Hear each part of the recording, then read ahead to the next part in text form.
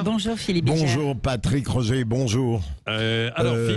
Philippe, on va revenir sur depuis 10 jours, on parle beaucoup de la justice en fait de nouveau, à la fois parce qu'il y a ces violences en fait policières et puis des policiers qui voudraient qu'il y ait de la sévérité en fait derrière, des politiques aussi comme Marine Le Pen qui s'est déplacée en fait de façon opportune hier à Alençon après ce qui s'est passé avant-hier, et puis il y a eu les états généraux de la justice d'ailleurs qui ont été lancés il y a une dizaine de jours avec des constats des uns et des autres.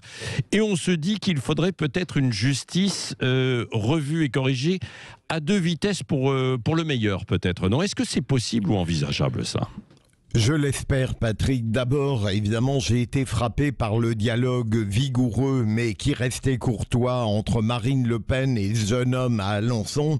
Il y a un changement tout de même. À une certaine époque, Marine Le Pen était pourchassée. Dorénavant, il y a une forme de parole qui s'est libérée et qui fait qu'en définitive, c'est elle, avec Éric Zemmour, qui va dire leur vérité à certaines personnes dans ces quartiers. Deuxième élément, vous avez noté qu'un rapport de la Cour des comptes a dénoncé la très mauvaise gestion de la justice par elle-même, et ça, c'est à prendre en considération.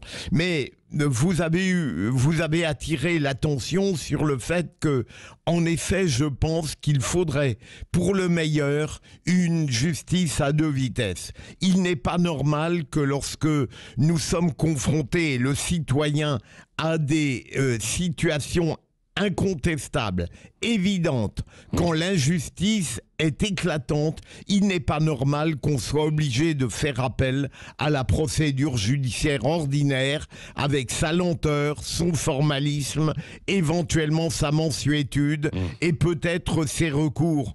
Il faudrait inventer quelque chose, Patrick Roger, qui ressemble à une sorte de flagrant délit permanent dès lors que la réalité offre de manière éclatante la réalité de la transgression et la culpabilité de celui qui l'a commise. Il n'est pas normal que, par exemple, pour les squats, il faille attendre des mois, des années pour que des malheureux puissent réintégrer leur domicile. Il y a une multitude de situations en France qui tous les jours indignent et qui appelleraient une justice à une vitesse plus efficace, plus définitive, moins sophistiquée, en tout cas qui garantirait plus d'équité pour le citoyen. Oui, merci Philippe Bichère.